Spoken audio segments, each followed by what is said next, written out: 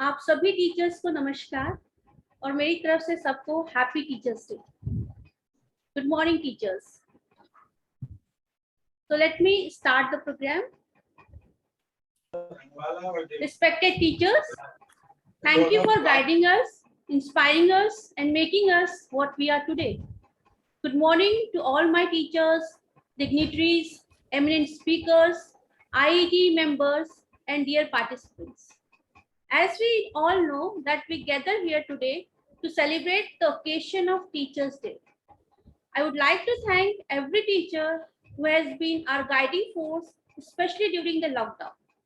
Happy Teachers' Day to all of you once again. So not wasting much of the time, as we have quite eminent speakers to speak for the occasion, I would like to invite Dr. P.K. Singhal sir, Chairman IIT Bhopal Center, to start the program and give the welcome speech. Sir, please. Thank you, Dr. Bandana, and good morning to all the participants. Professor K.K. Agrawal, Chairman, National Board of Accreditation, and former Vice Chancellor, Guru Gobind Singh, Indraprasth University, and Professor N.G. Sept, Padam Shri, and Vice Chancellor, Central Institute of Higher Tibetan Studies, Sarnath, Banaras. With this program, we have number of leading dignitaries. I welcome Engineer B.S. Yadav, Chancellor, IES University, Bhopal, Dr. G.S. Tomar, Director, Rajki Engineering College, Sonbhadra, Dr. Mukta Bhatele, Director, Oriental Institute of Technology, Jabalpur, Professor B.S. Sohi, Pro Vice Chancellor from Chandigarh University, all other faculty members, dignitaries, all the students for this program. We have the participants from 18 countries. We have the participants from Bangladesh, Pakistan, Indonesia, Malaysia, Turkey, Egypt, Greece, USA. I welcome all of you. And some of the participants who have joined from USA, they must be having midnight at this time, even though they are eager to listen our experts. So I welcome all of you, sir. In India, we celebrate the birthday of our former President of India, Dr. S. Radhakrishnan. Birthday of our former president we celebrate as the Teachers' Day. India has a great tradition of Guru Shishya Parampara. Our Saint Kabir has given us the lesson. Sir, am I audible, Professor? Yes, Sure. yes. Yes, sir. Sant Kabir has given us the lesson. Pratham Guru ki bandana duje adi Ganesh, तीजे माँ सरस्वती कंठ करो प्रवेश. So गुरु की परंपरा Indian tradition में बहुत ही महान है.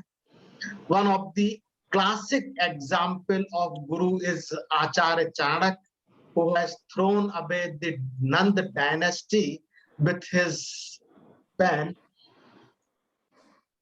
At present, we are in an unprecedented pandemic era, which has changed the total scenario at present. Since last 1.5 years, in students' entry in all the educational institution is totally banned. Classes are going on online. Institutions are having extreme deserted look. Only faculty members are coming to the class, to the college, and the classes are going on online. Faculty members do not know the new students, and new students also do not know the teachers. Simply they have a connection with voice connection. And it is very difficult to say the effectivity of the teaching. A whole infrastructure has not been utilized since last 1.5 years. And we also do not know how long this unprecedented situation will continue. Today we have with us two very senior professors and who are the leading educationalists of our country, controlling the technical education and spiritual education. I again welcome to all the dignitaries who have participated here. Thank you very much. Again, welcome. Over to Dr. Bandana, please. So let's start the sessions.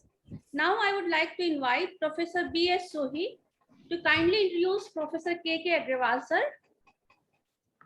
B.S. Surely, Sohi, sir. thank you.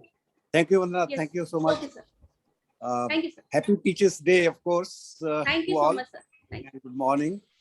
It's a pleasure always to be in the company of Professor K.K. Agrawal.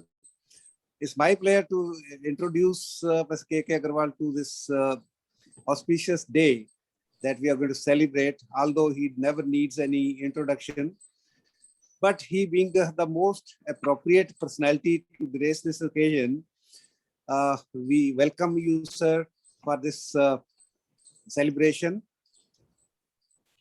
He being my senior from Punjab Engineering College, I have always been associated with him for over 50 years. And he is a mentor to me. Any problem in life, I've been running to him, of course, but always getting the solution from him. So my association and my gratitude to a great teacher who is always ready with a solution to the problem.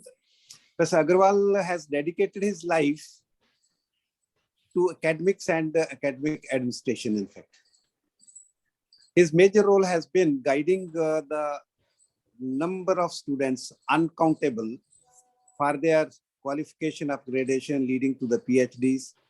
He himself being a great researcher at the international level, his publications being in hundreds and hundreds in quality research journals at the international level, of course. He has chaired numerous international conferences and several quality publication academics and journals.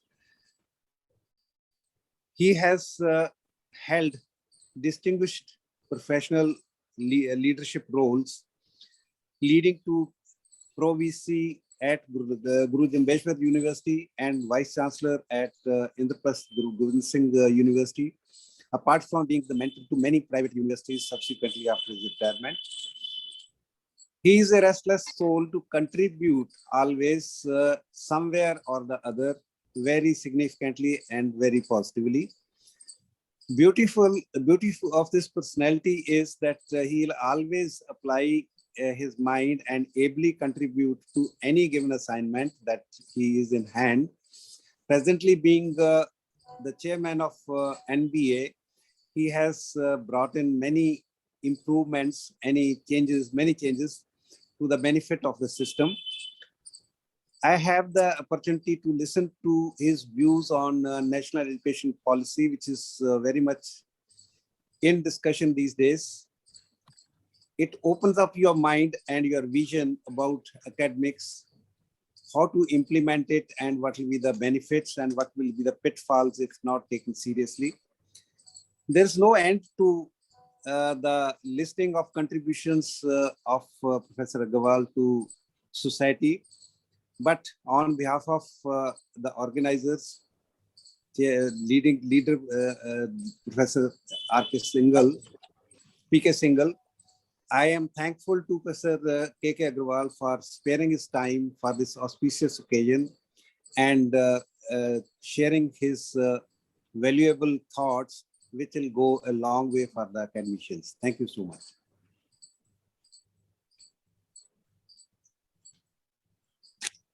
Agrawal, sir, please.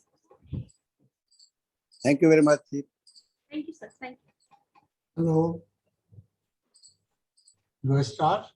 Sure, sir, you can start. Okay.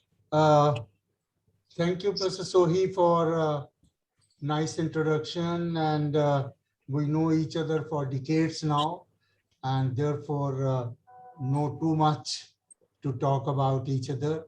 So thank you very much for introducing me to the audience here. Is it okay? I'm audible and all that. Okay. Yes, sir, Now, very much.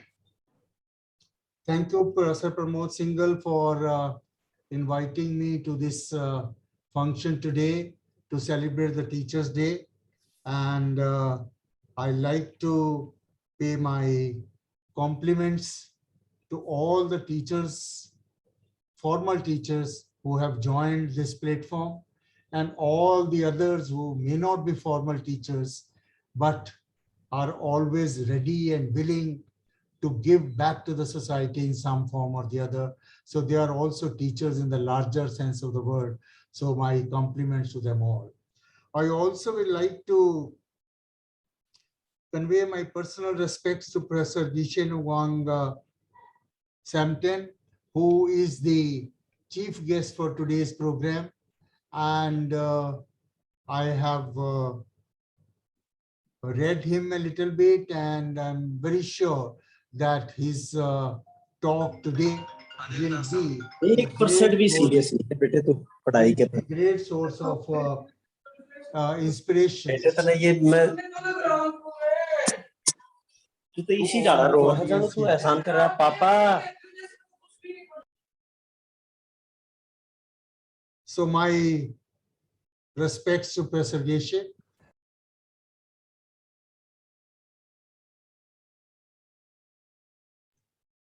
And everybody in the audience will be too happy to have you interact with them today on the very auspicious day of Teachers' Day. Friends, I was a little busy, little late in the day, and therefore I'm taking my few minutes before Professor Geshe's address because of some other programs lined up. Today being the Teachers' Day, the number of programs is very, very large. Friends, Teachers' Day, as Professor Singhal told, is celebrated in the memory of Professor Radhakrishnan, who was a teacher, a role model teacher. A teacher is a teacher only and only when he can become a role model teacher. Unless you can become a role model, you are not teacher in the real sense of the word. Teaching as a profession has much less meaning than teacher as a teacher. And that difference only comes when you can play the role model. I also have a personal significance in my life of Teachers' Day because it was this day, 46 years ago, 5th September 1975, when I became a professor, full-fledged professor in a university, and I opted to become on 5th September 1975, not a day or two before, because I wanted this to be a memorable day in my life. And I therefore am very, very fond memories of this day. And yesterday also, I was delivering a talk on the Teachers' Day. And in the context of national education policy, I was talking the whole philosophy enshrined in the national education policy hinges on some fundamental concepts. Some of these concepts are outcome-based education, flexibility, autonomy, quality, and value system, good citizenship, our Indian value system, Indian ethos, Indian culture. Now, these are the values which are enshrined here. They are in the new policy which has been announced. Friends, every country in the world had to identify a unique characteristic based on which they could rise in the world. And these unique characteristics have been changing obviously from country to country. When it came to USA, they believed that if they set up an excellent road network, they can become leaders in the world, and they did. When it came to Arab countries, they believed if they can encash on oil, they will become they will be ruling in the world in some sense, and just on the strength of oil, they did that. Denmark believed only on the strength of milk products they can rule the world, and they did that. UK believed on the strength of textiles they can rule the world, and they did that. Now the question therefore arises, when India is destined to be Vishwaguru, when India is destined to be on the top of the world, what is our unique strength? And I personally believe our unique strength is only the synthesis between science and spirituality. I do not find any country in the world which is matching us in being equally strong in scientific advances as well as in spiritual concepts. And I personally believe it is the product of these two which will take us to the top of the world. The countries which believe only in science and not in spirituality, I believe will not be able to make it, because, as I always say, science and technology give me a very fast car to drive, faster than ever, but spirituality gives me the steering of the car. Imagine you have a car, very powerful engine with the very good horsepower, can drive at 200 kilometers or whatever, but you don't have a proper steering. If that be so, accident is a sure thing. So therefore, science without spirituality, science without proper meaning to life will not make much of a sense. Similarly, if we run away from science in the name of spirituality, that also is probably not understanding spirituality. Spirituality never divorced itself from the science. And those who believe in this probably neither know spirituality nor know science, and therefore they say that. So I believe on this Teachers' Day, while we are in the thick of implementing national education policy, let's make sure that if we have to take India to the top of the world, it is the product of science and spirituality, and we will do both equally strong. The role of the teacher in the present day context has become still stronger than it was earlier. Teacher was always the kingpin of an education system which does not have good dependence on the teachers cannot be a good education system. I have always believed that.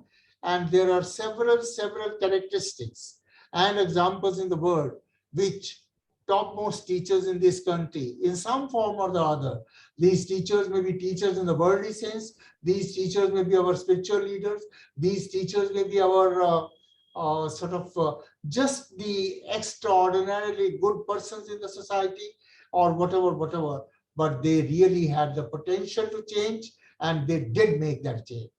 Today, when I think of the role of the teachers in the present day context, I'm doubly assured that teacher will have to go through a transformation in the real sense of the word to ensure that our policy achieves what we ought to achieve.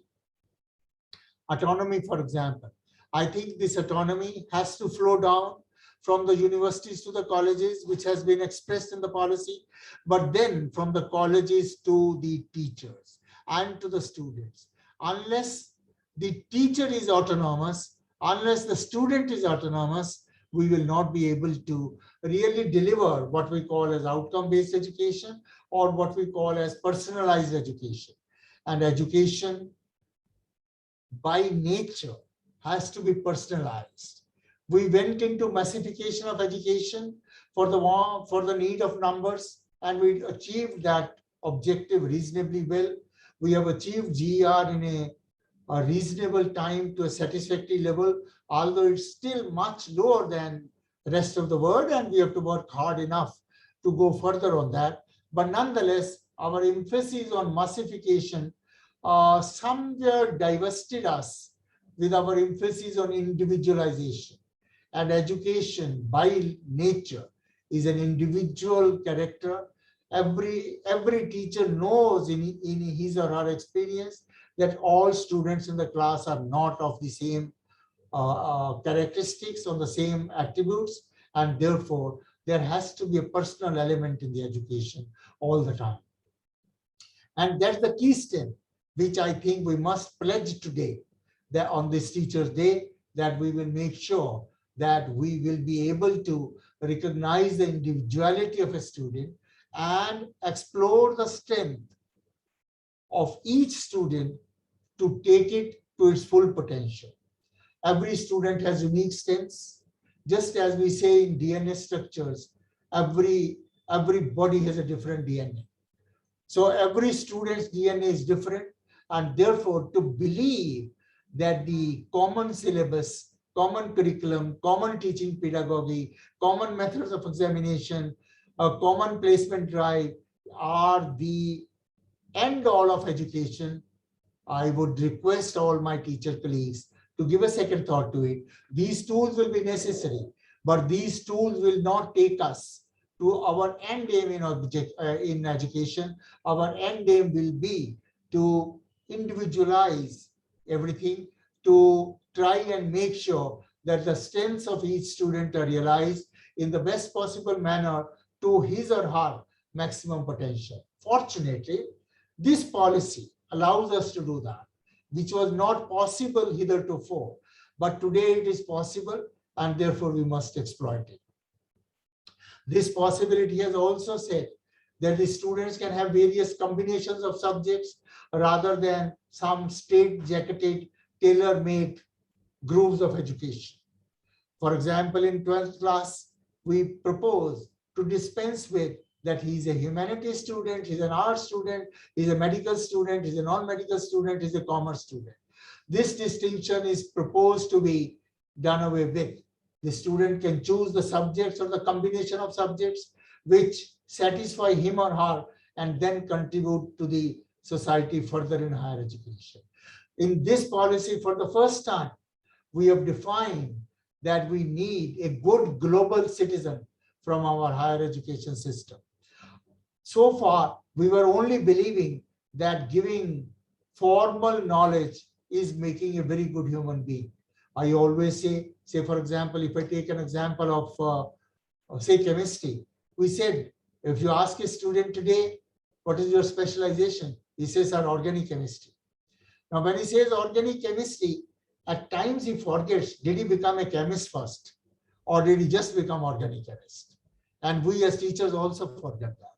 Before he becomes a chemist, did he learn science first? We forget it. Before learning science, did he learn human values, ethics, culture? Did he become a human being first? We forget. Student forgets. And therefore, we produce super specialists without a base. And I always say, imagine a building with the good top floors, but without the foundation. That's what happened in the education, in the formal education. I'm not talking about the education which sages of this country, I call like Professor Geshe, who have been delivering in their ashrams.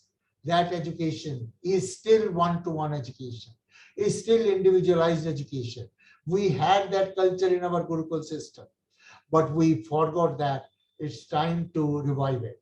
Fortunately, technology today, which is online education, gives us a great potential to individualize education.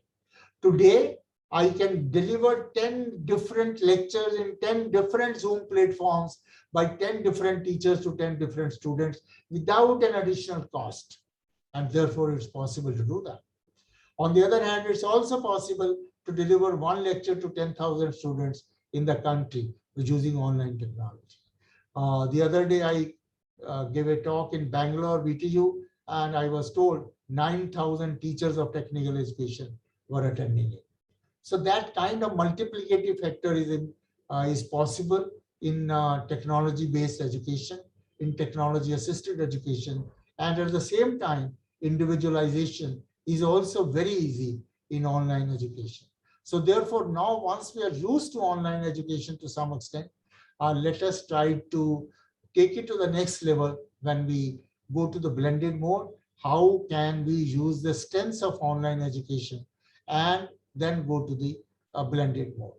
And finally, friends, this system of flexibility which we are proposing to give to the student will require a high degree of interaction between the student and the teacher.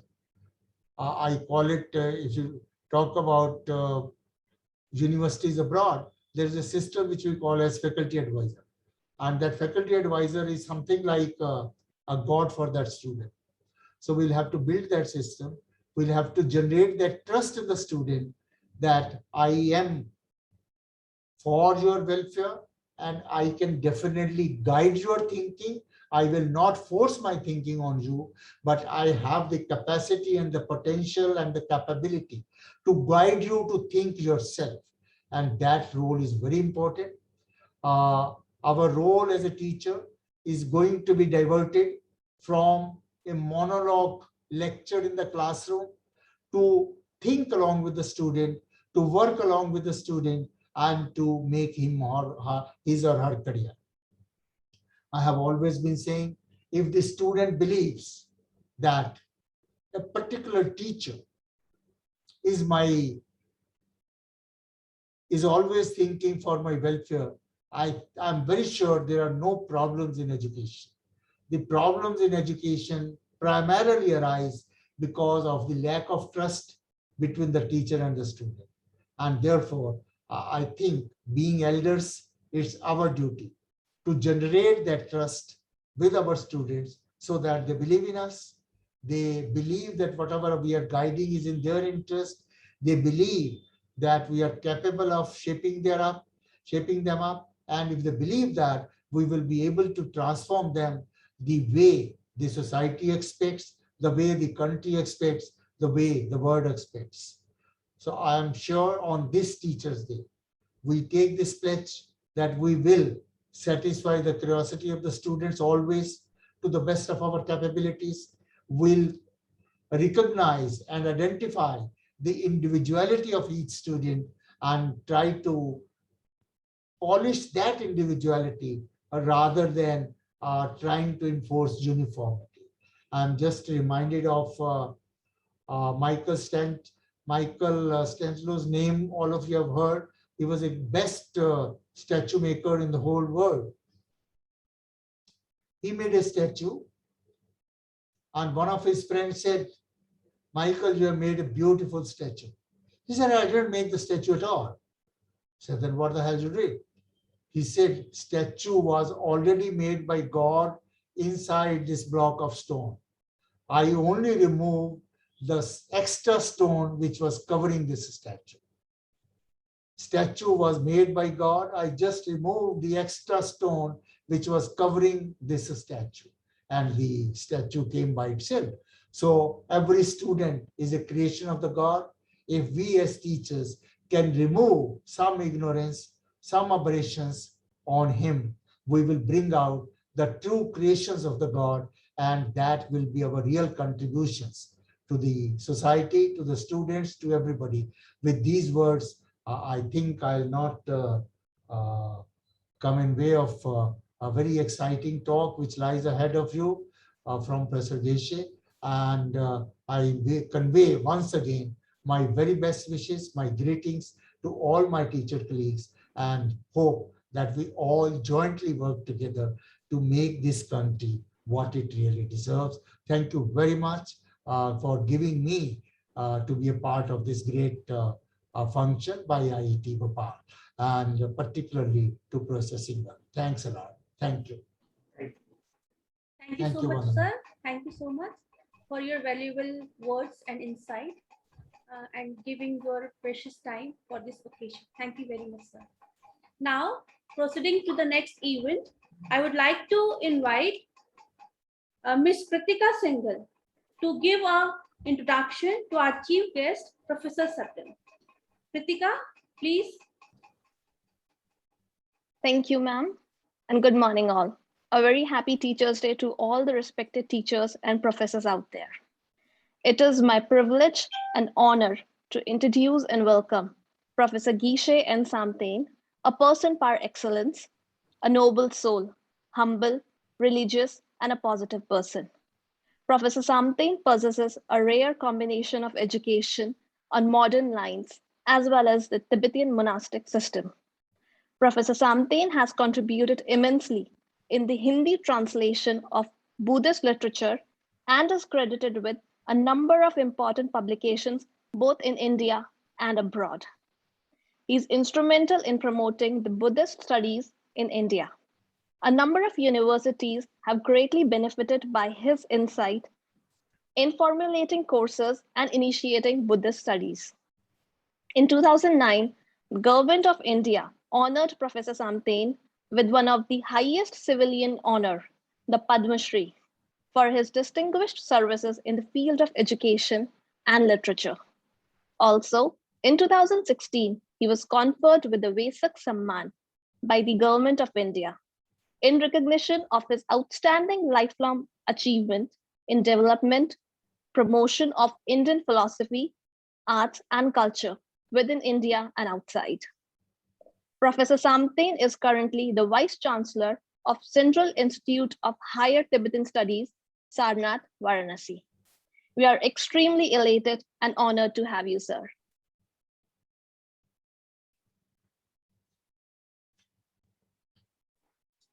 Sir, please unmute yourself.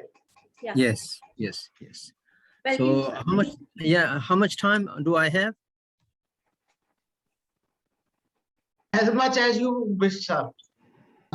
Okay. Thank you. Greetings to all the teachers on the occasion of the Teachers' Day. Respected Professor Agarwalji and Professor Pramod Singh ji, and many other distinguished scholars and dignitaries, and many of the teachers and other participants who have joined this program. Today is a Teachers' Day, and we just have celebrated already the Guru Purnima earlier, traditionally. And Teachers' Day is certainly something that is, of great importance to all the teachers as well as to the students. So I have been given this, the topic, the role of a teacher in restructuring the nation. So in this respect, I think I would like to start from the education system that India had during the Nalanda, Vikramashila and Takshashila, and primarily focusing on Nalanda tradition. So the very connotation of the Shiksha of that time, or in the tradition of Nalanda, is very different from what we have at the moment. We are very much more materialistic, approach we have adopted, and India has such a rich, rich education system in the past, and so the objective of education, according to Nalanda Parampara or tradition, is Abhyudaya and Nishrayasa. So we should not take it in this in a very religious manner. Abhyudaya is a happiness, and Nishrayas is a peace, a kind of more stable peace and a higher level of peace. And and then is the system of education is something that can bring transformation in the students, and that can be well guided, done well guided by the teachers. And the teachers have a certain number of qualities that are required to be present in them. I will discuss this matter later. And then this kind of transformation has to be brought through three kind of levels. That is, one is through study, another is through contemplation, and the third one is through bhavana. According to our, traditional kind of subject, the nomenclature, Shravan, Manan, and Bhavana. The study, we thoroughly study, we, get the information from all respects, And then after that, this student starts contemplation, analyzing it, examining it, investigating the whole process from different angles, right? When they reach to a certain kind of conclusion that one must, reach, either it is in the modern, subject or in the traditional subject. In this case, since it is a matter of transformation of the person, then he or she should come to a conclusion after the contemplation of the subject matter. Then one should get a conviction that yes, this is the the way one should be pondering upon. Then the person starts a bhavana, meditating on it, and then inculcating on these things within oneself.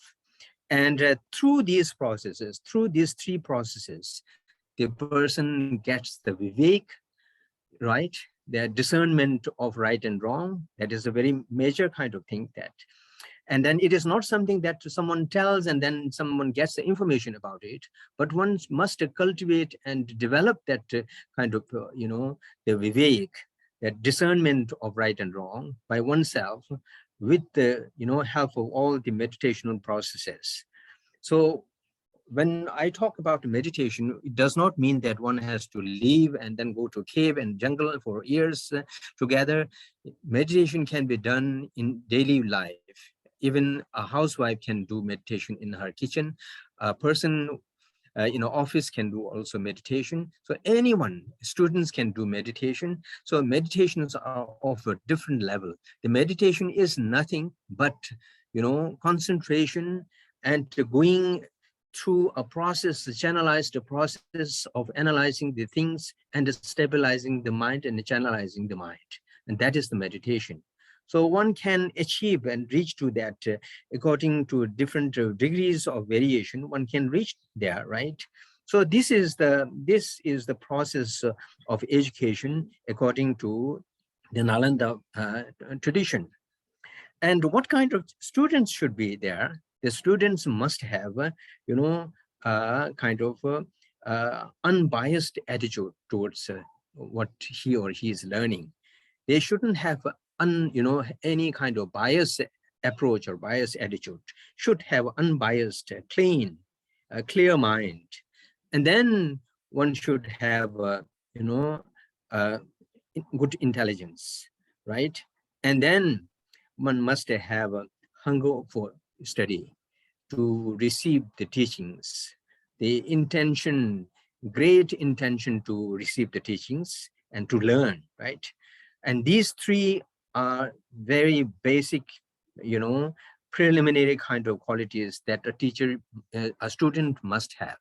So that is why if any student is missing any of this, then his or her educational, training would not be proper. That we can understand. Even in our today's modern education system also, we need these three things at least to some degree, right? Even though it's not at a very high degree, we must have these three things present in a student's mind and student's personality. Then the teacher, what kind of teacher, according to Nalanda tradition, a teacher should be?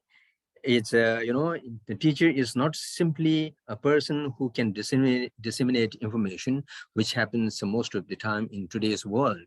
The teacher is a disseminator of information.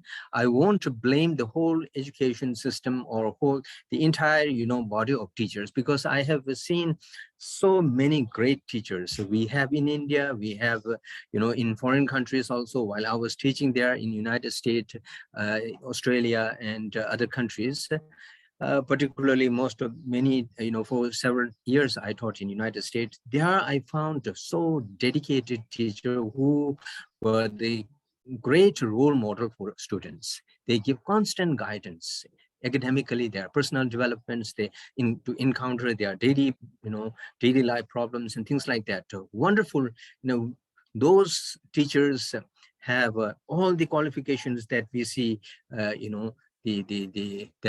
we find in the qualifications of a teacher mentioned according to Nalanda tradition. So there are many teachers who have, these qualities, but we in the education system, we have not been able to um, uh, make it as a kind of criteria for for teachers to be recruited, right? So therefore, I think we must think upon having teachers with these kind of qualities.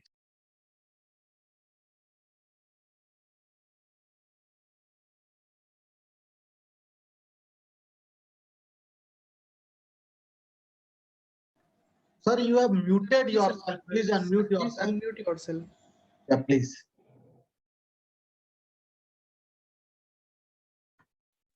Since how long this is being muted automatically? Since 1 minute earlier, sir. Now it is fine. Okay. 1 minute earlier. Okay. Okay.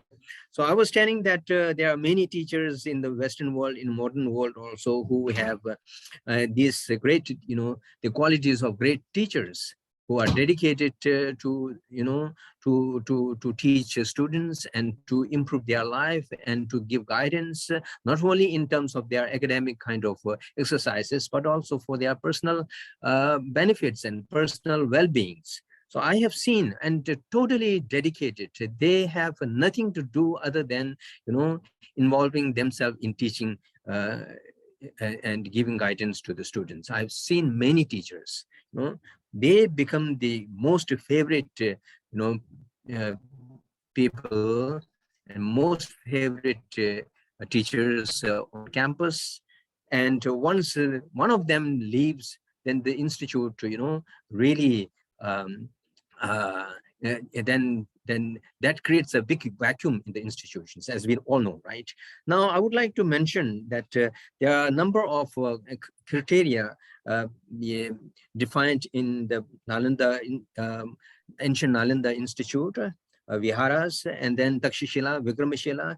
This is one of the master, Acharya Arya Deva, Arya Maitreya, who has, I'm not going to, recite the shloka, but I'll just, because today it seems that most of the audience are English speaking people. And so it says that, so there are 10 qualifications, there are qualities that a teacher must have.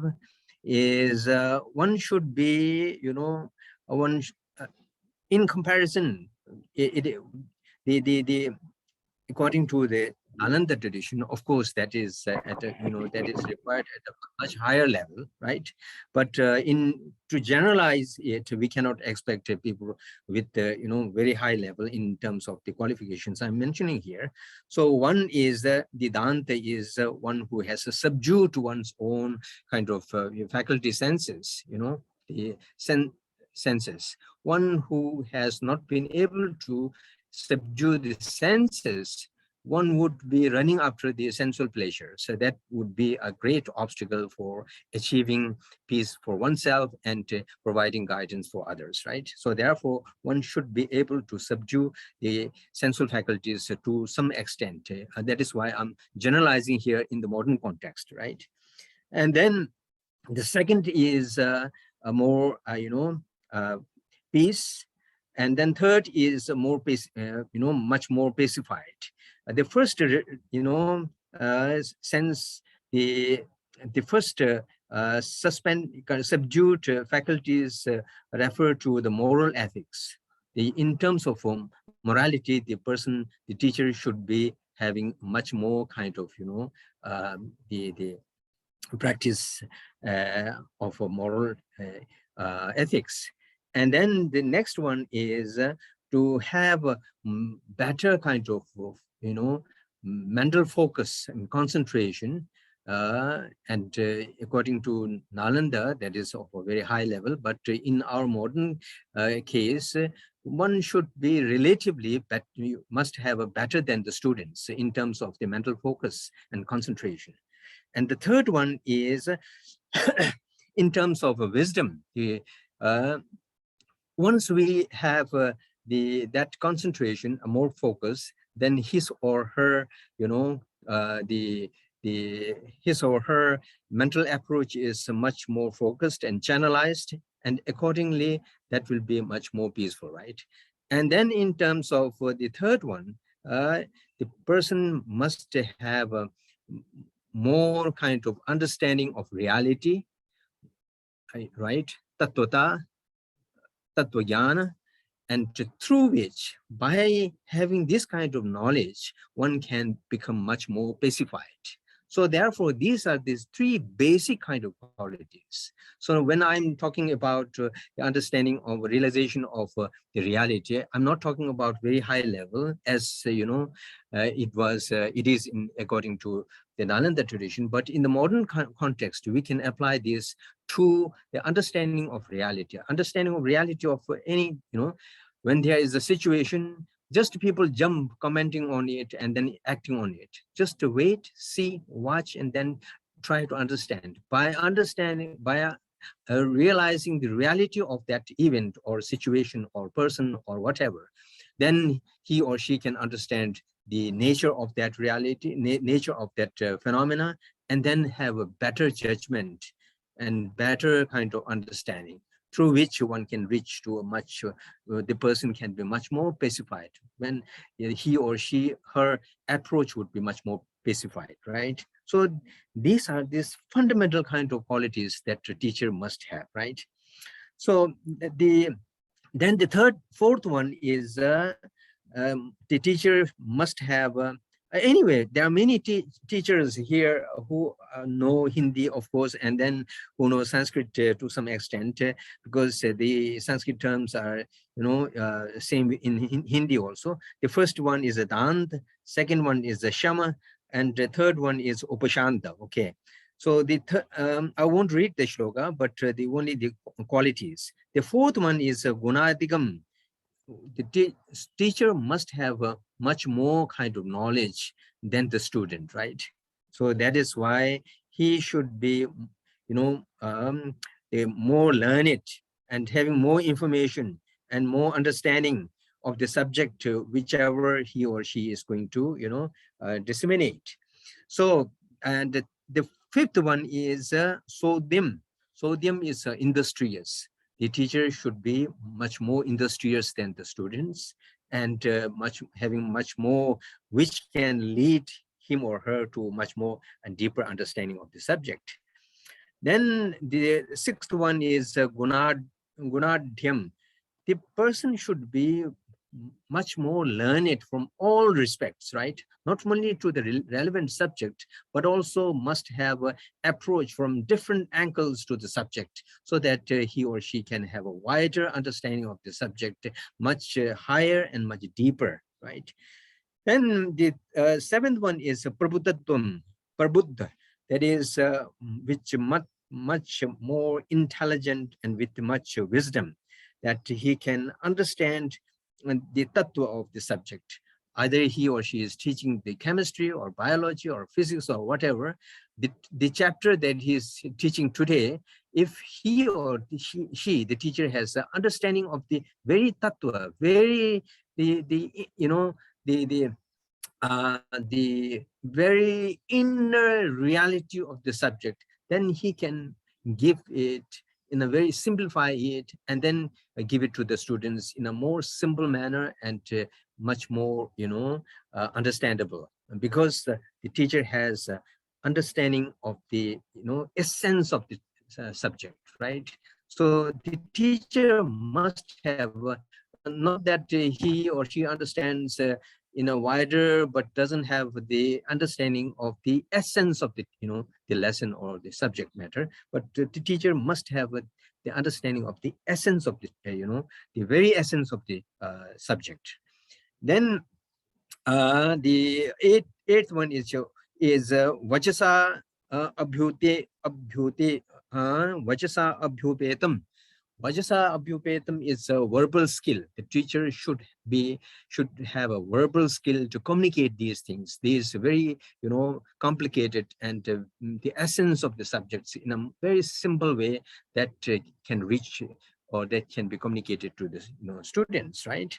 And then the ninth one is Kripaatmakam, compassionate. The teacher must be very compassionate, right? And compassionate in the sense that he should have a compassion to pass on his knowledge to the students in a very holistic manner, right? The last one is the Khedavivarjitam. He is not tired of explaining again and again, right, to those students who have a, less intelligence of understanding. Godia. And then the person should be the teacher should be able to, dedicated to teach tirelessly. Even he is asked, the same question 5, 6, 10 times, he should be able to make it, clarify it better and better, and so that the knowledge can be, passed on to the student, unless and until the student is, satisfied with that. So that kind of, these are the 10, qualities of the teacher according to Nalanda tradition that is mentioned in the Maitrinath's the Sutra Alankara text that is written in 4th century or 5th century, right? So these, so I think these are the qualities that a teacher must have. If we have these qualities, then the things will run in a much more better. The students will not remain as they are, and they will improve very fast. And also, they will not simply be the source of knowledge, the disseminator of knowledge, but they would be the source of guidance for life, right? And if we have teacher with such qualities, then that will bring a big change in the institution and thereby to the nation. So what kind of education system that we have at the moment is at the global level, we have a very materialistic kind of education that is much more emphasizing on materials and material development. Of course, this is very important. Materialistic development is important. Study of materials, the matters that we are around ourselves, in the space, in the earth, beneath the earth, the atom, the light, and all these must be studied. And the science has made such a great contribution to explore and to discover many of the realities and the knowledge, which has, the credit goes to the scientists, and we are very thankful to them. But at the same time, this is not the complete kind of knowledge that we need, because this serves only, less than half of our life. Our major life is the inner life, right? Suppose we think about we have 5 senses. We see something, we smell, we hear, we taste, and we touch. So these are these, sensual faculties that we have. And the modern education and system is to satiate these senses, to have a better, things to look, to have better things to hear, to have better things to, wear and smell and taste and things like that. Of course, this is also a need of the society. A country and a society cannot, go without, cannot progress.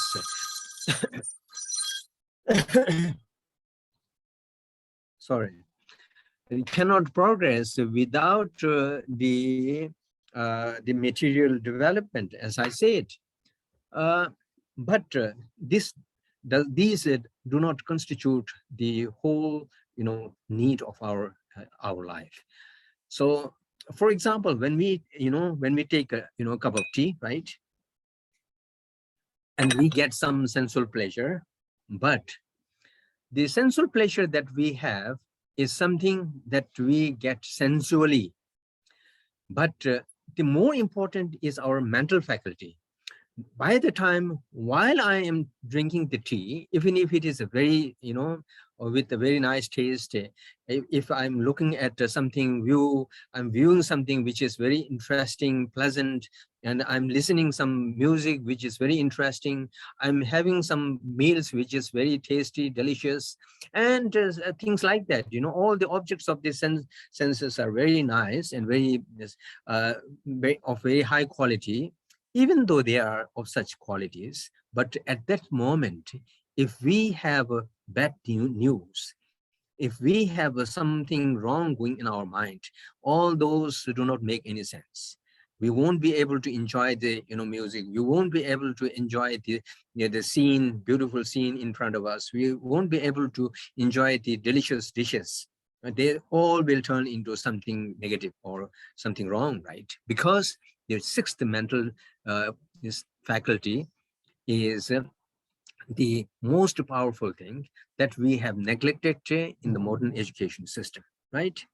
So that kind of that very spare, that realm was very much covered in ancient Indian system, and that also not through just devotion and things like that, but through contemplation, but through training that you can accumulate it, that we can develop by mind training, by training yourself, by navigating your mental kind of approach, and through meditational processes that one can bring changes of your attitude of your mind, the approach of your mind, channelizing your mind, by which one can make even if it is not that is why in India, santosha is the most important thing, right?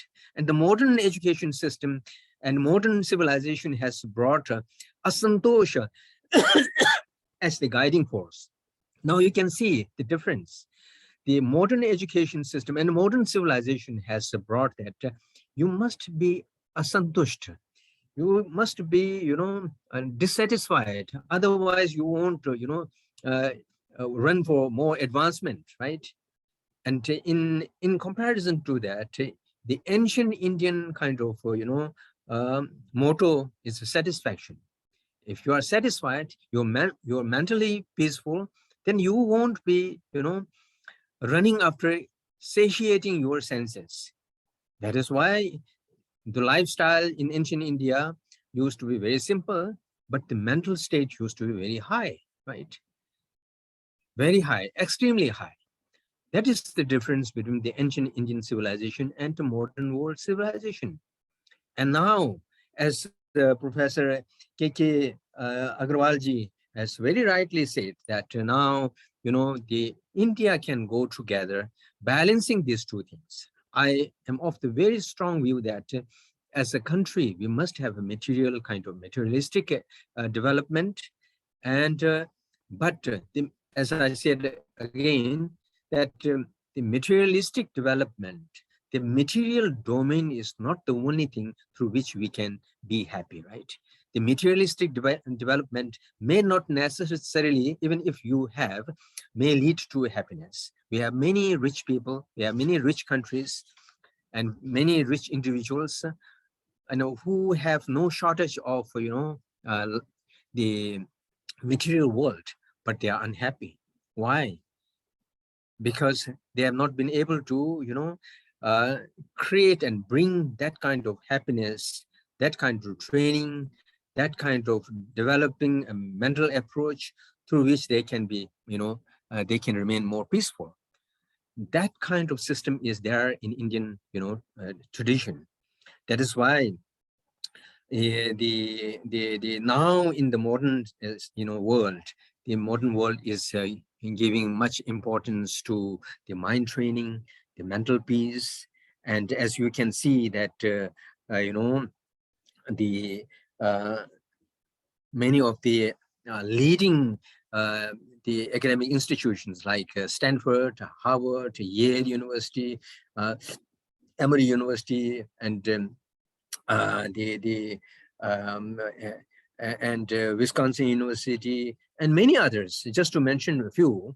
I have many scientist friends and scholars who are working in those mm, paying lots of attention on the research in terms of, understanding the mind and how we can bring better, at least a limited peace in our mind.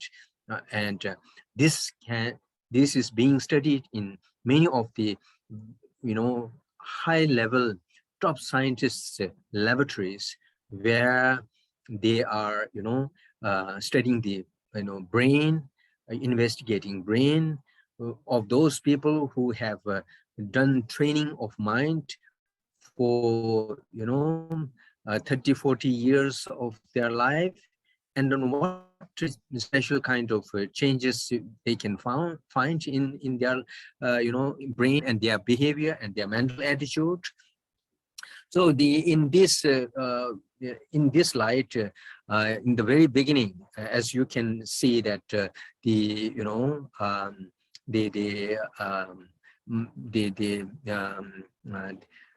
the brain plasticity, right? Neuroplasticity was the first finding they found, because I'm not going to go in many of those things, but just to let you know something about this, for those who have no information so far. The earlier neuroscientists used to think that neurons are static in the sense that they cannot change their nature, and when we are born with those neuron system, and the whole neurological system remains as they are till we die.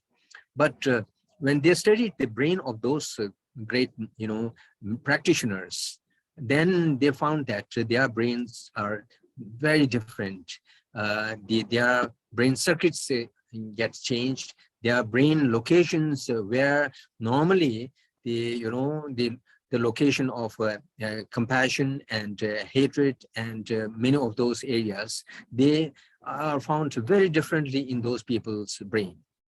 And then the circuits can also be changed. Again, this is a kind of a thing that the neuroscientists used to think that the circuits cannot be changed, but through the environmental influence, the circuits can be changed.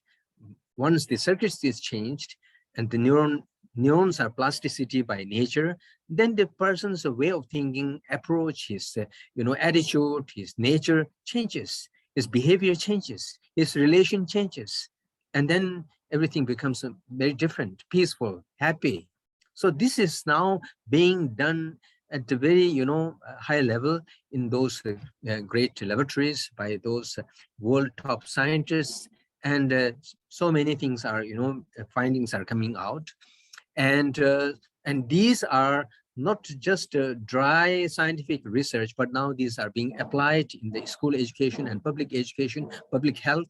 And that is why in the world now, in 65 countries, many of the school systems are bringing training of mindfulness, training of navigation of emotions, and emotional intelligence are being taught, which can bring lots of great change in the children's life and also adults' life.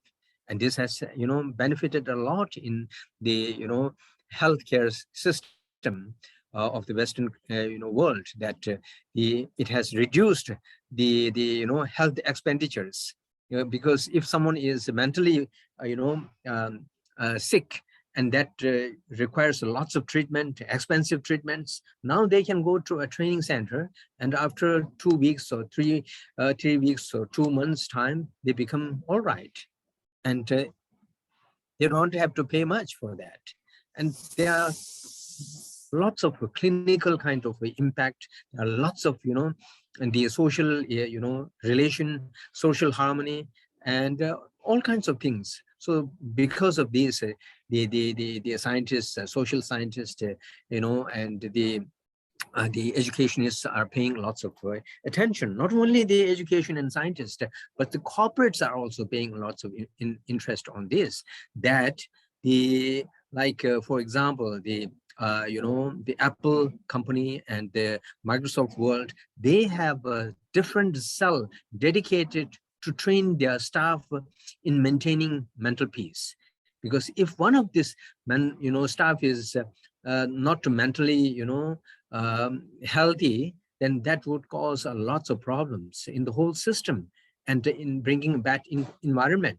But once they have this kind of training, which has resulted lots of harmonious kind of atmosphere, and then good function of the and the good governance and good productive production. So what company needs better than this, right? So they have a separate cells to train their staff in different parts of the world. So these are something that so these are the Indian kind of ancient Indian kind of legacy that are being now studied and analyzed and examined and researched in the Western world according to the the Nalanda tradition. So now the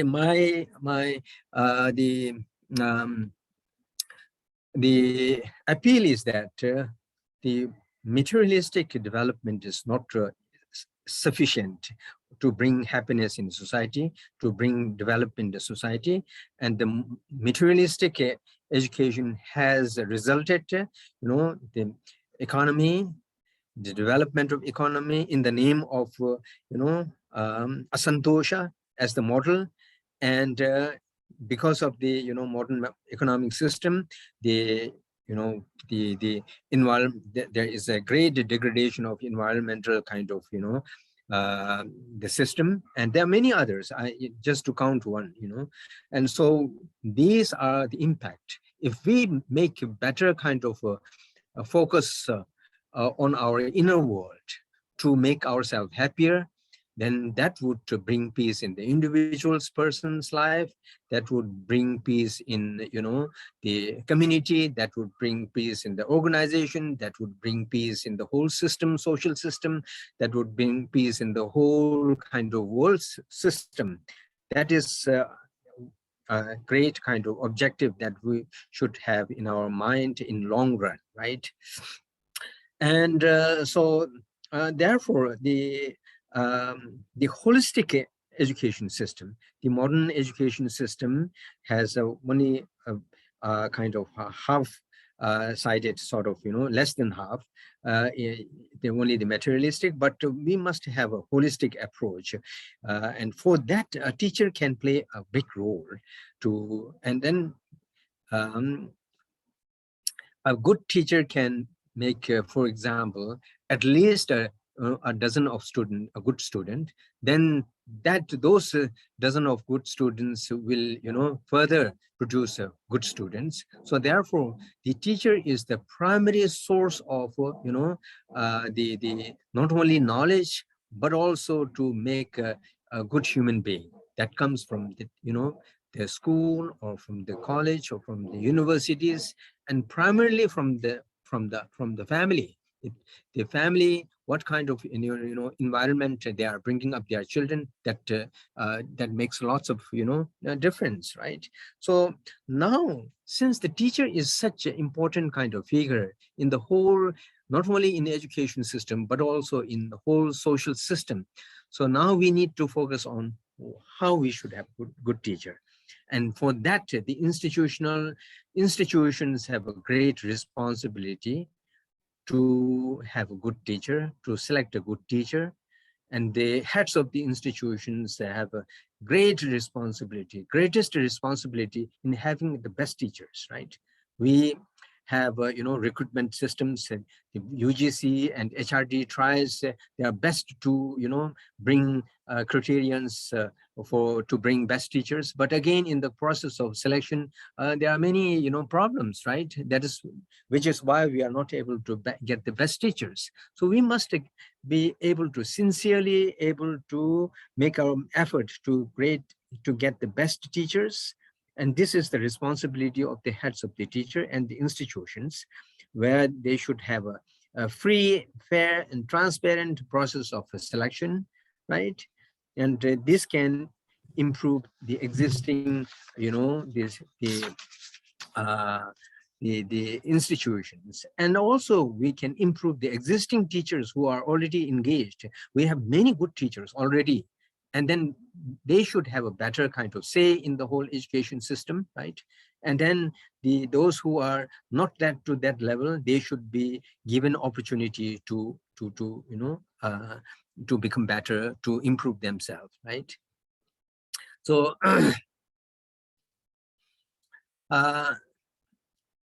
so therefore, the teacher's importance is of paramount importance, and we must focus, as I said earlier, that when we select students, we select on the basis of their mark sheets. Of course, that is one of the criterion, and also based on that, they must have a good intention to learn and things like that.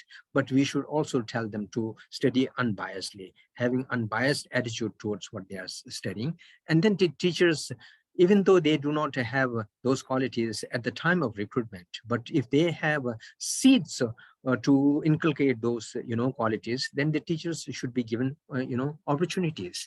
And the teachers and the young students, they learn, they can inculcate, they can transform themselves, and through those means we can make the institution a best kind of a place where we can produce best teachers, best administrators, best the corporate workers, and best the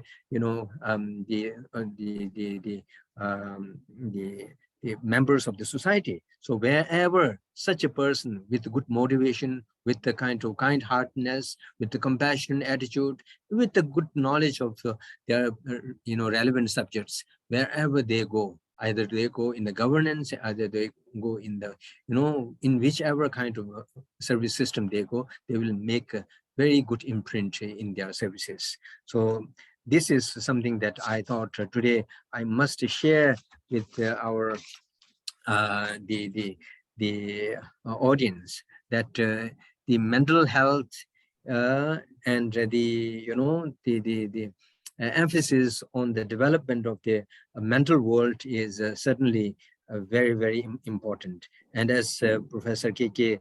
Agrawalji said, that the modern education, national education system is, now in place, and the institutions and teachers have a great responsibility to make this implemented properly.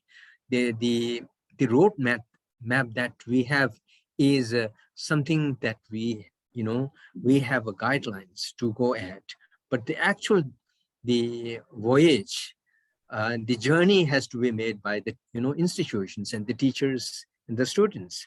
We have as he said, flexibility, we have autonomy, we have inculcation of the values, but the greatest challenge is again the teachers. What kind of teachers? Where we are going to get those teachers? We should try to find some ways to make suitable teachers that can go according to the new education policies. So that is the most challenging. So that is the reason why Nalanda, Vikramashila, Takshashila, they have emphasized greatly on the qualification of the teachers, the quality of the teachers. Once the quality of the teacher is satisfied, when the quality of the teacher is,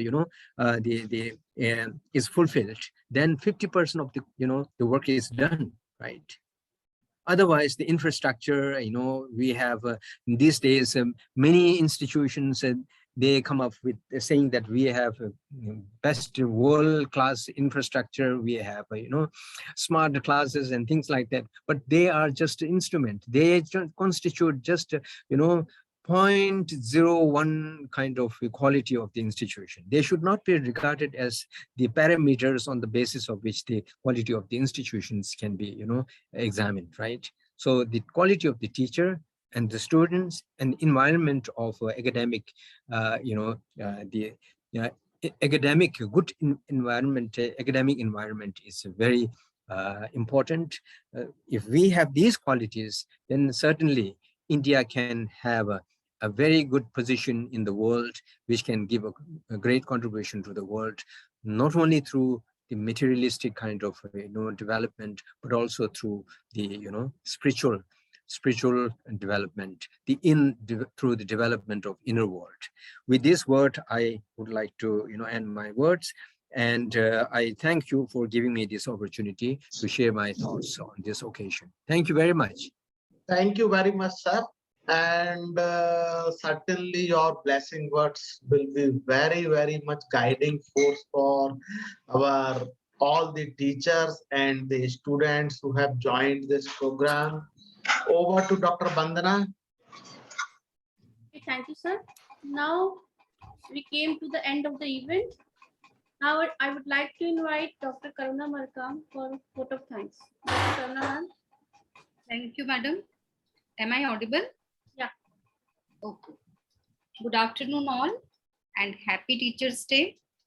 On behalf of Institution of Electronics and Telecommunication Engineers, Bhopal Center, Bhopal, India, the Institution of Engineers, Gwalior Local Center, Gwalior, India, and IETE MITS Student Forum, India, it's my privilege to propose a vote of thanks on this memorable Teachers' Day celebration, role of teacher in restructuring the nation.